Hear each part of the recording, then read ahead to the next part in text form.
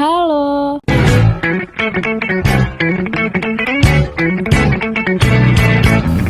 Halo semuanya, perkenalkan nama saya Putri Sabrina. Pada video ini saya akan menjelaskan laporan akhir semester saya yang berjudul Protes Simbolik dengan Bendera One Piece sebagai bagian dari mata kuliah Manajemen Konflik.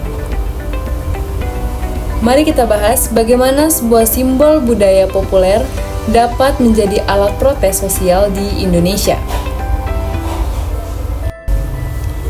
Indonesia, negeri yang kaya akan keindahan alam dan budaya. Namun di balik itu, terdapat berbagai konflik yang membuat masyarakat tidak puas.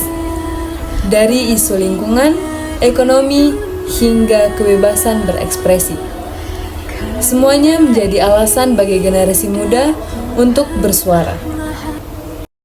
Namun, menjelang hari ulang tahun ke-80 Republik Indonesia, muncul fenomena bendera bergambar simbol bajak laut dari serial anime Jepang One Piece yang dipasang di berbagai daerah. Konflik merupakan bagian alami dari kehidupan sosial. Menariknya, dalam beberapa tahun terakhir, protes di Indonesia tidak lagi memakai simbol-simbol formal, melainkan menggunakan budaya populer.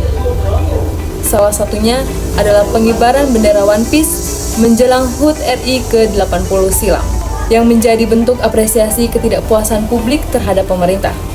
Konflik ini adalah konflik simbol antara masyarakat, khususnya generasi muda, dengan pemerintah.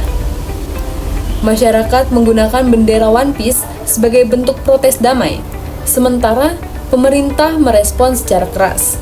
Ada beberapa penyebab utama konflik ini terjadi.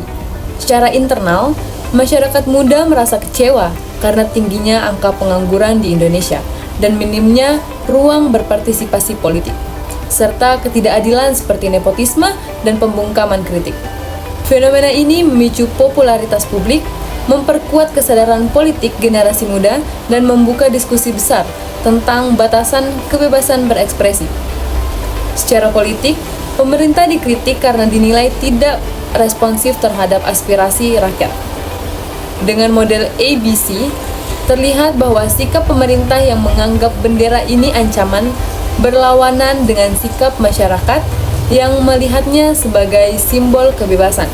Perilaku pemerintah bersikap represif, sementara masyarakat memilih protes damai. Kontradiksi kepentingan inilah yang membuat konflik menjadi membesar. Berdasarkan Human Needs Theory atau yang dikenal dengan teori kebutuhan dasar, konflik ini muncul karena tidak terpenuhnya beberapa kebutuhan fundamental seperti identitas, keamanan, pengakuan, partisipasi, dan keadilan. Protes simbolik menjadi cara generasi muda menyampaikan bahwa kebutuhan mereka ini belum terpenuhi. Akar konflik ini juga bersifat struktural, mulai dari kesenjangan generasi hingga sistem politik yang kurang responsif. Komunikasi formal yang gagal membuat masyarakat beralih simbol budaya pop sebagai bahasa alternatif untuk mengkritik pemerintah. Konflik ini berkembang dari fase laten menuju eskalasi ketika seruan pengibaran bendera viral pada Juli sampai Agustus 2025. Puncaknya terjadi menjelang HUT RI ke-80 saat pemerintah mengeluarkan tuduhan makar. Pemerintah menggunakan pendekatan kompetisi, yaitu ingin menang dengan memenangkan generasi ini.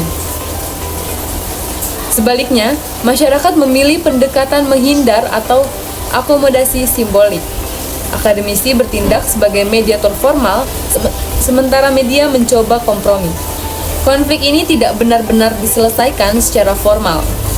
Yang terjadi hanyalah penurunan eskalasi secara alamiah.